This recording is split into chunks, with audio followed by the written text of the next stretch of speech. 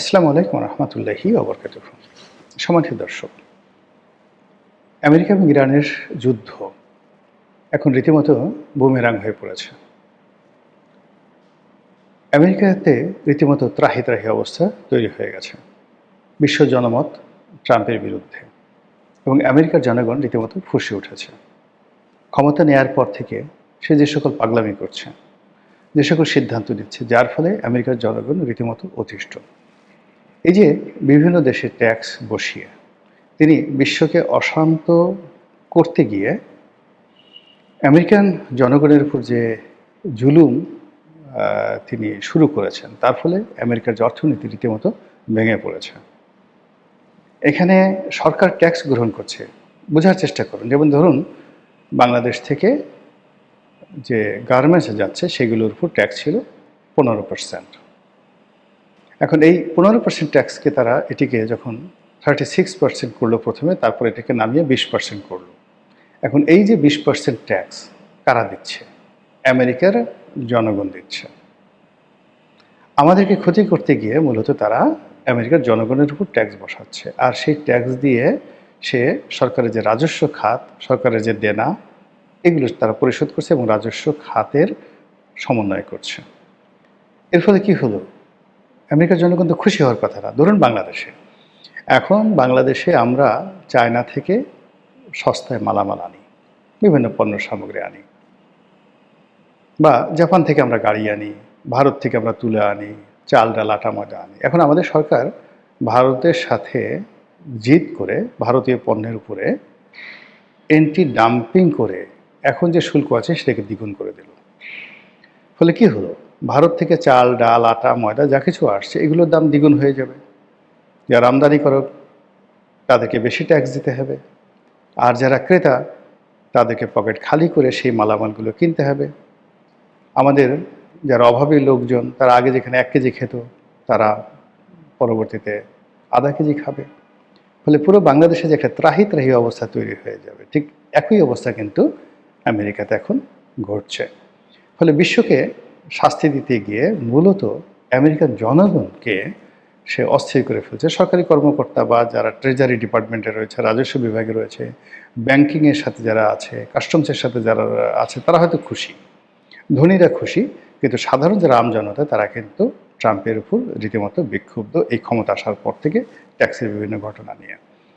অন্যদিকে সে এই যে ট্যাক্স নিয়ে যে সকল পাগলামি করেছে, সেই পাগলামির মধ্যে সে ইংল্যান্ডের মতো দেশ, ফ্রান্সের মতো দেশ, নেদারল্যান্ডের মতো দেশ, তাদের দীর্ঘদিনের পরীক্ষিত বন্ধু, তাদেরকেও শত্রু বানিয়ে ফেলেছে। তারপর ভারতের মতো দেশ, নরেন্দ্র মোদীর মতো তার পরীক্ষিত বন্ধু, এমনকি রাশিয়ার ভ্লাদিমির পুতিনের সঙ্গে তার যে ব্যক্তিগত বন্ধুত্ব ছিল, এমনকি কিমের সঙ্গে, উত্তর কোরিয়ার কিমের সঙ্গে গতবার তার যে বন্ধুত্ব ছিল, তারপর সৌদি বাদশাহ ছেলে মোহাম্মদ বিন সালমানের সঙ্গে তার বন্ধুত্ব ছিল, সবগুলো এসে বুমেরাং হয়ে পড়েছে এই সময়টাতে। ফলে সারা দুনিয়াতে ডোনাল্ড ট্রাম্প এই মুহূর্তে বন্ধুহীন। যখন একটা মানুষ বন্ধুহীন হয়ে যায়, নিষ্ঠুর হয়ে যায়, সে যখন একটি মানুষ সঙ্গী হারা হয়ে পড়ে, কোনো মানুষ তাকে পছন্দ করে না, চারিদিকে যত সব দীর্ঘশ্বাস, হাত পিত্তেশ, অভিশাপ যখন কোনো মানুষের উপর পড়ে, সঙ্গে সঙ্গে সেই মানুষের মধ্যে প্রকৃতিগতভাবে একটা হতাশা চলে আসে, এবং হতাশা থেকে মানুষ রাগ হয়ে যায়, ক্রোধ দেখায়, আজে বাজে কথাবার্তা বলে, এবং ঠিক সেই কাজগুলিই এখন ডোনাল্ড ট্রাম্প গত 6-7 মাস যাবৎ করেছে। হঠাৎ করে কথা নাই বার্তা নাই তার শখ হলো নোবেল পুরস্কারটা পেতেই হবে।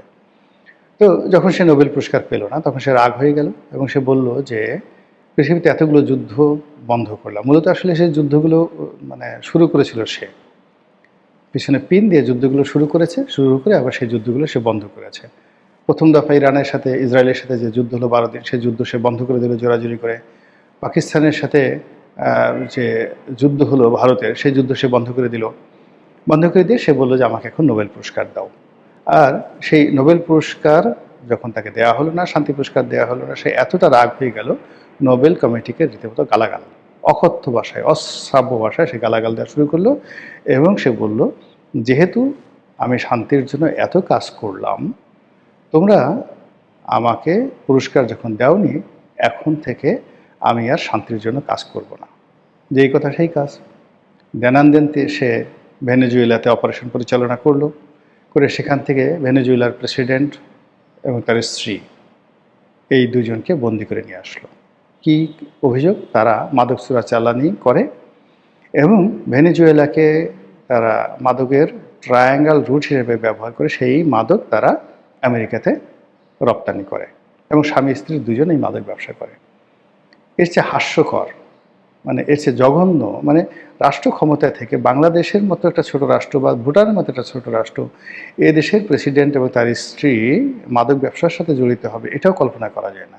তো সেখানে পৃথিবীর বৃহত্তম যাদের অয়েল রিজার্ভ রয়েছে এবং ভেনেজুয়েলা একটি উন্নত রাষ্ট্র, ঠিক তারা সেই অবস্থায় সেই রাষ্ট্রের যিনি প্রধান তিনি মাদক ব্যবসা করবেন, গডফাদার, তারপর শেষে তিনি সেই মাদক আবার পাচার করবেন, মানে এই কথাগুলো একটা পাগলও বলে না। এখন সেই মানে মাদুরকে এনে তারা যখন বিচার করার চেষ্টা করছে আমেরিকাতে, এখন আমেরিকার যে জুডিশিয়ারি তারা তার বাংলাদেশের জুডিশিয়ারির মতো নয়, তারা যাকে বলে পাকিস্তানের জুডিশিয়ারির মতো নয়, তারা আমেরিকান জুডিশিয়ারি। এখন তারা বলছে ঠিক আছে ভালো কথা, মাদুরো যে ড্রাগ ট্রাফিকিং করছে তার প্রমাণ দাও। এখন তো ডোনাল্ড ট্রাম্প সরকার সে প্রমাণ দিতে পারছে না, ফলে মাদুরো সম্ভবত সেখান থেকে মুক্তি পেতে যাচ্ছে। এরপরে সে করলো কি, এই ঘটনার পরে তার রাগ বেড়ে গেল। সে বলল যে আমি অনেক কিছু পারি। এখন সে ভয় দেখাচ্ছে যে পৃথিবীর অনেক দেশ থেকে সেইভাবে লোকজনকে ধরে নিয়ে যাবে, তার কথা না শুনলে ধরে নিয়ে যাবে। এবং এই কারণে আমাদের ইউনূস সাহেব এত ভয় পেল যে তার মানে নির্বাচন হবে ফেব্রুয়ারি মাসের 12 তারিখে, এর মধ্যে সে 9 তারিখে ডোনাল্ড ট্রাম্পের ভয়ে সে তাদের সাথে একটা চুক্তি স্বাক্ষর করল। আর এখন যেটা দেখা যাচ্ছে যে সেই চুক্তি যে স্বাক্ষর হয়েছে, সে আবার ভয়ের চোটেই চুক্তির ব্যাপারে বিএনপির সাথে কথা বলেছে, জামাতের সাথে কথা বলেছে। বিএনপি এবং জামাতের যারা নেতৃবৃন্দ রয়েছেন তারাও বলেছে যে মামা করো, কোনো অসুবিধা নাই, আমরা আছি তোমার সঙ্গে। এর কারণ হলো যদি ডোনাল্ড ট্রাম্প ধরে নিয়ে যায় মাদুরোর মতো, এই ভয়ে মানে বাংলাদেশের যা আছে ও যত কিছু চেয়েছে সব দিয়ে দিয়েছে। এখন বাংলাদেশে যে সকল গবেষণা প্রতিষ্ঠান রয়েছে তারা গবেষণা করে বের করেছে যে চুক্তিটা হয়েছে, চুক্তির মধ্যে দুটো আছে, একটা হলো ক্লোজার, একটা হলো নন মানে মানে নন ডিসক্লোজার, মানে অপ্রকাশিত যেটা চুক্তি সেটা তো আমরা জানি না, কিন্তু যে চুক্তিটা আমরা দেখতে পাচ্ছি সেই চুক্তির ফলে বছরে প্রায় 1100 কোটি টাকা আমাদের লস হবে। আমেরিকার সঙ্গে এই চুক্তি করার জন্য আমাদের বছরে 1100 কোটি টাকা লস হবে। এই কাজগুলো সে করিয়ে নিয়েছে মূলত ওই যে ভয় দেখিয়ে। তো একবার যখন আপনি দেখবেন যে মানুষের ঠাট্টা করার, খোঁচা দেওয়ার, ভয় দেখানোর অভ্যাস হয়, সে দেখাতে থাকে।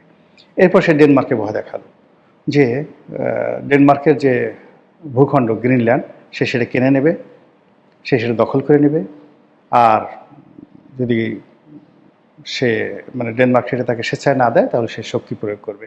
এটি নিয়ে পুরো ইউরোপে তোলপাড় তৈরি হলো এবং ইউরোপে একটা যুদ্ধ উন্মাদনা যখন চলছে ঠিক সেই সময়টাতে কথা নাই বার্তা নাই হঠাৎ করে সে ইরান আক্রমণ করে বসলো। এখন ইরান আক্রমণ করতে গিয়ে তার এই যে এইবার দ্বিতীয়বার ক্ষমতা আসার পরে তার যত রকম পাগলামি, সমস্ত পাগলামির প্রকৃতিগত যে দাঁত ভাঙা জবাব এটা সম্ভবত সে পেতে যাচ্ছে। যে ইরানের রেজিম চেঞ্জের জন্য সে যুদ্ধ শুরু করেছে, বিশ্ব গণমাধ্যম বলছে, এমনকি আমেরিকান যে গণমাধ্যম বলছে যে এই যুদ্ধের পরে ডোনাল্ড ট্রাম্পের বিরুদ্ধে আমেরিকান যারা জনগণ তারা রাস্তায় নামবে, তার বিরুদ্ধে একটি অনাহত যুদ্ধ চাপিয়ে দেওয়ার জন্য তার বিরুদ্ধে অনাস্থা প্রস্তাব আসতে পারে কংগ্রেসে এবং সিনেটে, তার বিরুদ্ধে প্রস্তাবনা পাশ হতে পারে।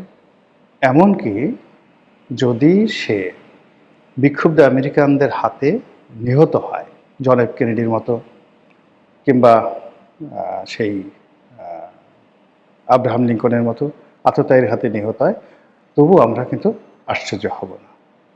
তো ফলে কি হলো যে আমেরিকা এবং ডোনাল্ড ট্রাম্প এই সময়টিতে একটা বদনজির যে তৈরি করেছে, সেই বদনজিরের যে ধারাবাহিকতা, সেই ধারাবাহিকতা বিশ্বকে আর অনেক দিন পর্যন্ত ভোগাবে বলেই মনে করছি। মহান আল্লাহ আমাদের সবাইকে হেদায়েত দান করুন এবং হেফাজত করুন। আসসালামু আলাইকুম ওয়া রাহমাতুল্লাহি ওয়া বারাকাতুহু।